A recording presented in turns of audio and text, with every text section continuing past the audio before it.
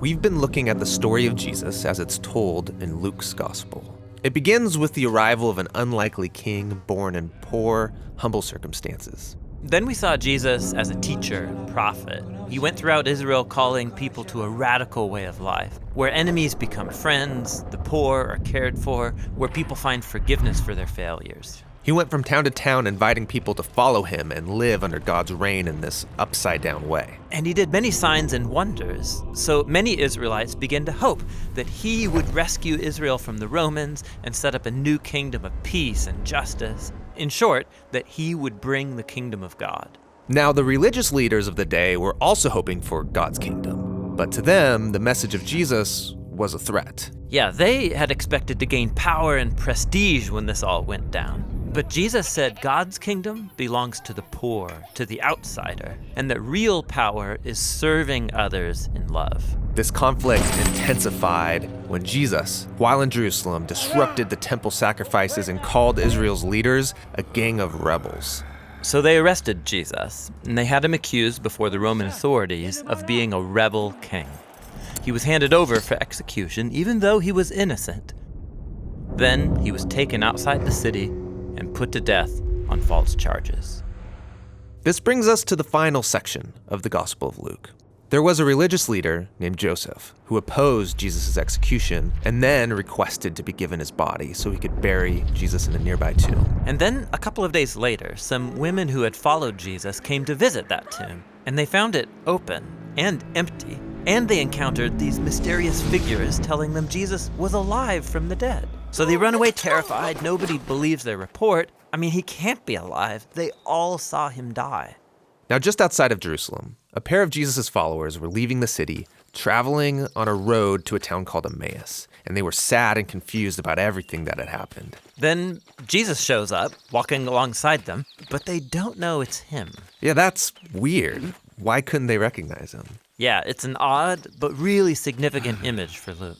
They're blind to Jesus for some reason. So Jesus asks them, "What are you guys talking about?" And they begin to tell him about Jesus, a powerful prophet who they expected would rescue Israel, but was instead executed.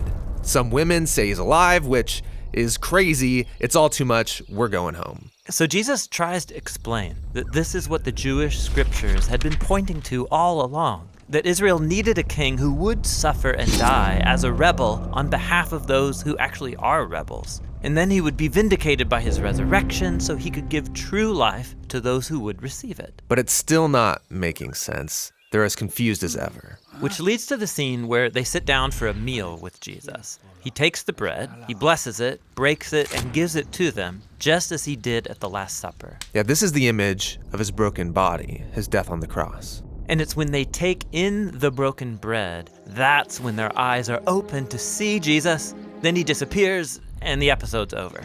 So this is a story about how it's hard to see Jesus for who he really is. Yes, this is brilliant. I mean, how could God's royal power and love be revealed through this man's shameful execution? How could a humble man become the king of the world through weakness and self-sacrifice? It's very hard to see. But this is the message of the Gospel of Luke. It takes a transformation of your imagination to see it and embrace Jesus' upside-down kingdom. The Gospel of Luke ends with Jesus and all of his disciples together over another meal, and everyone's freaking out about his resurrected body. I mean, he's still a human, but way more. Yes, he's passed through death and come out the other side, a walking, talking piece of new creation.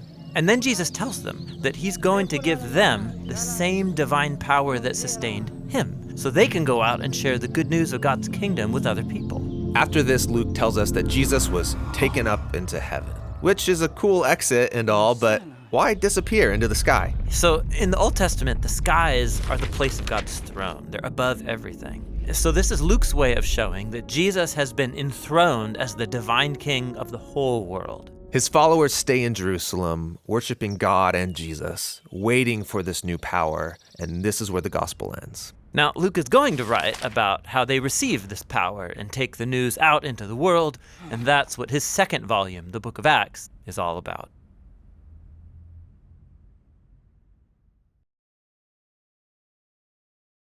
Thanks for watching this video on Luke. It's the last in the Luke series. Acts is up next, and it's all thanks to you and your support. The Bible Project is a nonprofit animation studio. We make videos about how the Bible is a unified story that leads to Jesus. You can help us make the next one. Learn more at thebibleproject.com.